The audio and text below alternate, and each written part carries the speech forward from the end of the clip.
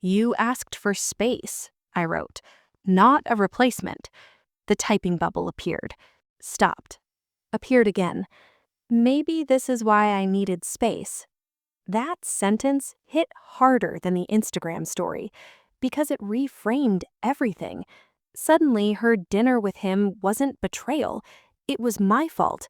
If I hadn't been intense, if I hadn't asked questions, if I hadn't been heavy, maybe she wouldn't have needed space. That's how manipulation works. It rewrites cause and effect. But something in me refused to accept it this time. "Be honest with me," I said. "Did you already check out before you asked for space?" A long pause. Then, "I don't want to fight." Translation, yes. "I'm not fighting," I said. "I just want the truth." Another pause. And then she sent it. "I think we both know this hasn't been working." Not, "I'm sorry." Not, "I messed up." Just a clean exit line. I stared at that message for a full minute. It felt like watching a house collapse in slow motion. All the Italy conversations, the apartment listings, the "you're my safe place," all of it dissolving into one sterile sentence. "I guess we're done then," I typed. No begging, no pleading, just acceptance. Her reply came fast. "Maybe it's for the best." That was it. No tears, no call, no attempt to hold on to what we had. Just relief. And that hurt more than anything, because I realized something brutal. She had already left, emotionally, weeks ago. Valentine's Day wasn't the betrayal, it was the confirmation. The apartment felt too quiet after that. I walked into the bedroom and saw her toothbrush still in the cup, her shampoo still in the shower, little physical ghosts of a relationship that technically ended through text. I sat on the edge of my bed and felt the first real wave hit. Not anger, not jealousy, grief. But not just for her, for the future, the trips, the imagined engagement, the version of me who thought he was building something real. That's the part no one talks about. When a relationship ends, you don't just lose a person, you lose the narrative you were writing with them. And that narrative had structure, scenes, milestones. Now it was blank. For the first week, I functioned on autopilot, went to class, answered emails, nodded through conversations. But internally, everything felt hollow. I kept replaying moments, looking for the exact second it shifted. Was it the party? Was it the first time she called me exhausting? Was it when I started apologizing for things I didn't do? The mind does that after heartbreak. It tries to pinpoint the fracture, as if understanding it will undo it. I almost texted her the third night. I typed, "I miss you," stared at it, then deleted it. Not because I didn't mean it, but because I finally understood something. Missing her wasn't going to make her choose me. If anything, it would confirm she made the right decision. So I didn't send it. That was the first boundary I set. Not with her, but with myself. The second week was worse, because reality settled in. She didn't reach out, she didn't check on me, she didn't circle back, which meant she was okay, or at least okay enough. And that's when the ego takes a hit. You start wondering, was I that easy to replace? Was I that forgettable? Did I imagine how deep this was? One night, Ethan sat across from me at the kitchen table. "You gonna talk about it?" he asked. "There's nothing to say." "There's always something to say." I exhaled. "I think she left before she left." He nodded slowly. "Yeah." That validation hit differently. No defense, no questioning my perception, just agreement. And in that moment, I realized something uncomfortable. The anxiety I felt during the relationship was gone. Not the sadness, the anxiety, the tight chest, the constant scanning for tone shifts. It was gone. That absence said more than anything else. I started sleeping better. Not immediately, but gradually. I stopped checking her Instagram. The first few days were torture. My thumb would hover over her profile like muscle memory, but every time I resisted, something small strengthened inside me. By week 3, I hadn't looked once, and that's when clarity started creeping in. Not dramatic, subtle. I started replaying arguments, but differently. When she called me sensitive, when she called me exhausting, when she said I made things heavy, what if those weren't flaws? What if those were incompatibilities? What if asking for reassurance isn't insecurity, but emotional honesty? I sat in my room one night and said something out loud. I wasn't too much. The sentence felt foreign, but true. I wasn't too much. I was just asking the wrong person. That shift changed everything.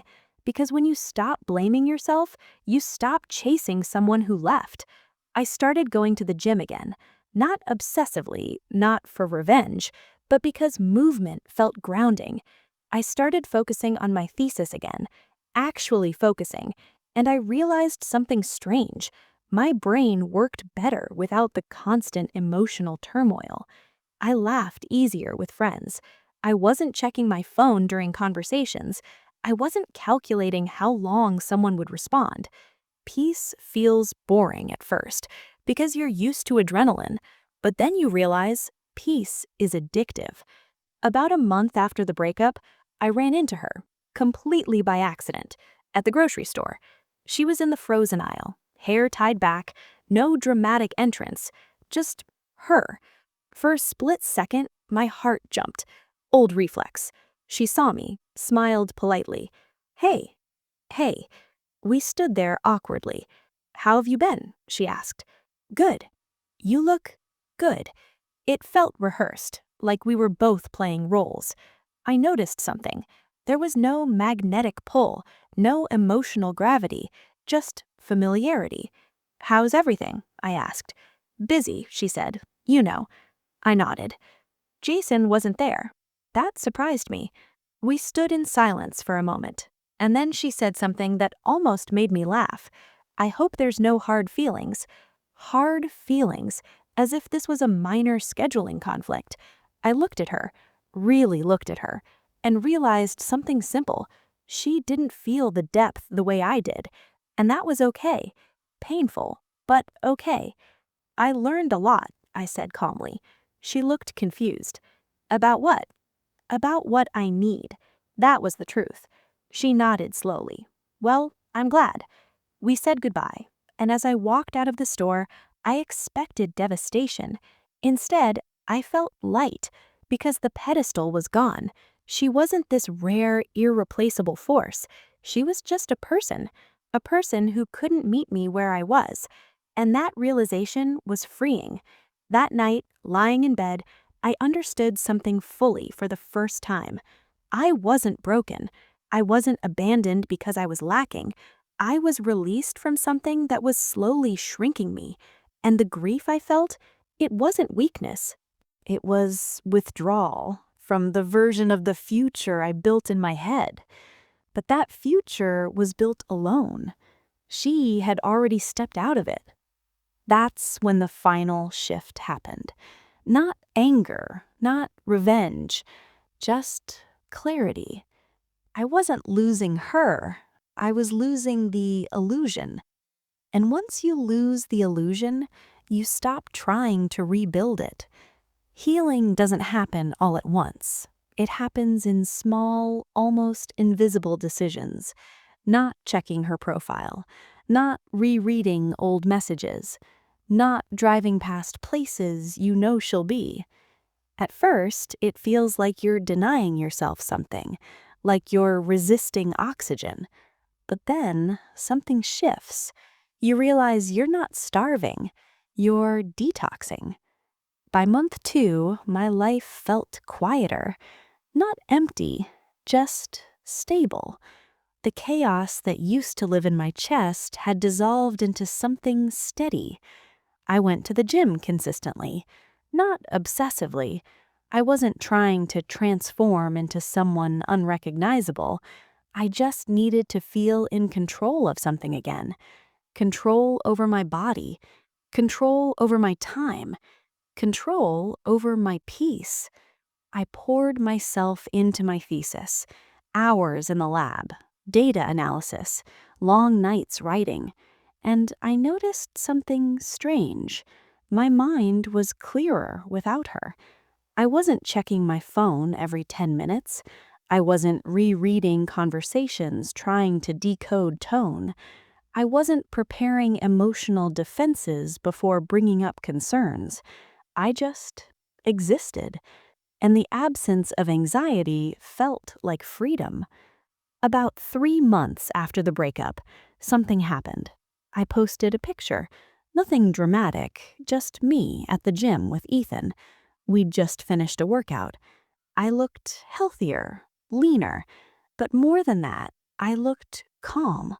Within minutes, she liked it. I didn't think much of it. Then she watched my next story immediately, then the next one, every single one, first viewer, every time. I won't lie, it felt validating, not because I wanted her back, but because it confirmed something I'd suspected. She noticed the shift. 2 days later, my phone buzzed. Her name. I stared at it for a full 30 seconds. My heart didn't race. That was new. I opened the message. "Hey, stranger." Of course, no apology, no acknowledgement, just casual familiarity, like nothing catastrophic had happened. I didn't respond immediately, not strategically, just because I didn't feel urgency. That was growth. 3 hours later, I replied, "Hey." She responded almost instantly. "How've you been?" "Good, busy." "That's good, I'm glad." There was a pause, then, "I've been thinking about you." There it was, the soft re-entry, the test. Old me would have jumped at that, analyzed it, overinvested. New me just read it and sat with it. "What about?" I asked. Another pause. "I don't know, just us." Us. The word felt foreign. "We broke up," I said simply. "I know." Silence. Then, "I think I made a mistake." There it was, the sentence I used to fantasize about hearing, but it didn't hit the way I imagined. It didn't feel triumphant. It felt predictable. "What changed?" I asked. She didn't respond for almost 2 minutes, long enough to know she was choosing her words carefully. "I just realized what we had was real." No, what she realized was something else. The adrenaline was gone. The novelty wore off. Jason wasn't exciting anymore, and now the stable option looked attractive again. "I was overwhelmed," she continued. "You were right about some things. Some things. Still partial accountability. Still vague. I wasn't trying to control you. I was asking for reassurance. I know that now." I leaned back in my chair.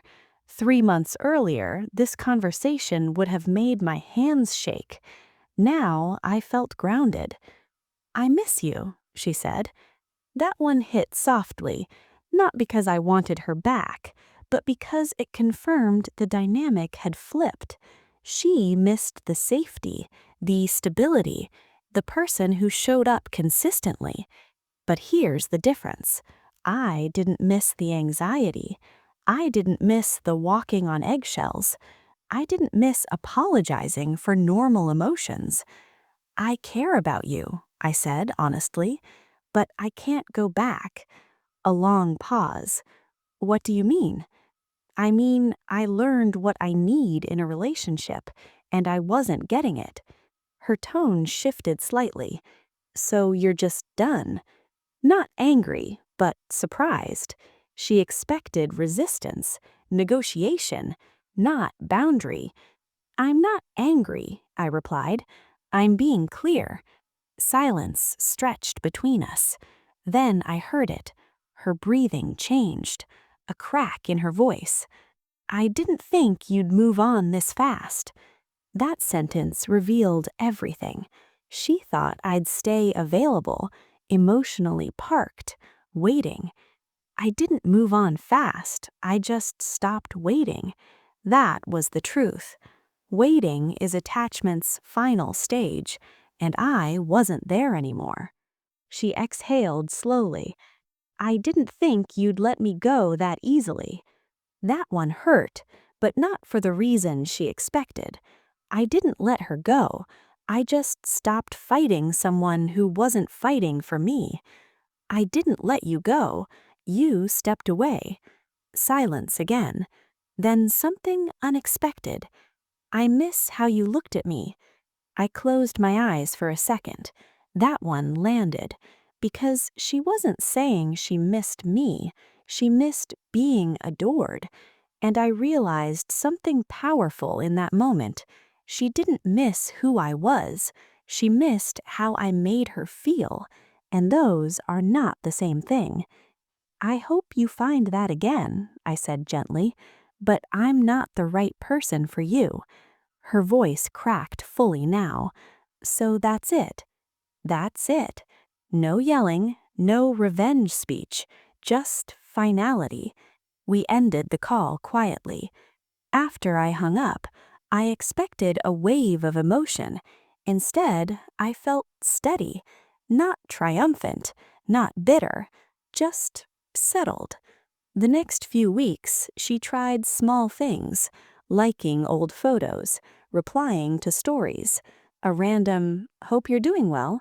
I responded politely but briefly. No openings, no nostalgia, and eventually the attempts stopped. That was the real closure, not the grocery store encounter, not the breakup text. The moment she realized the door wasn't cracked anymore, it was closed. And I didn't close it in anger, I closed it in understanding. A few months later, I started seeing someone new, slowly, carefully, and the difference was immediate. No walking on eggshells, no punishment for asking questions. When I said, "That made me uncomfortable," she didn't roll her eyes. She listened. And I realized an almost embarrassing thing.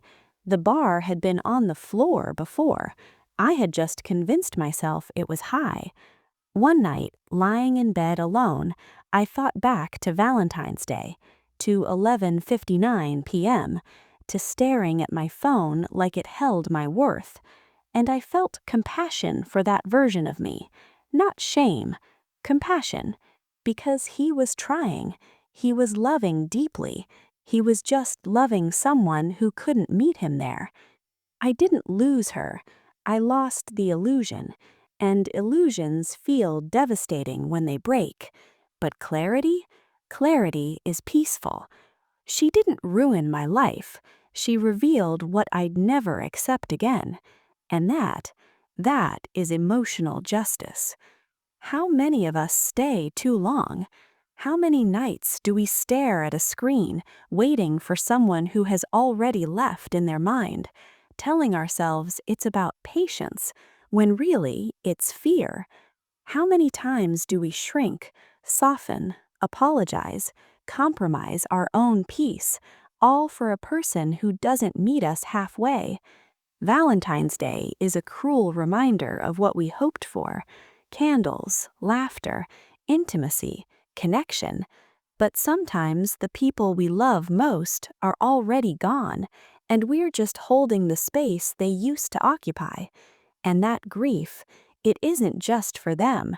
It's for the version of ourselves that believed we were enough for someone who couldn't see it.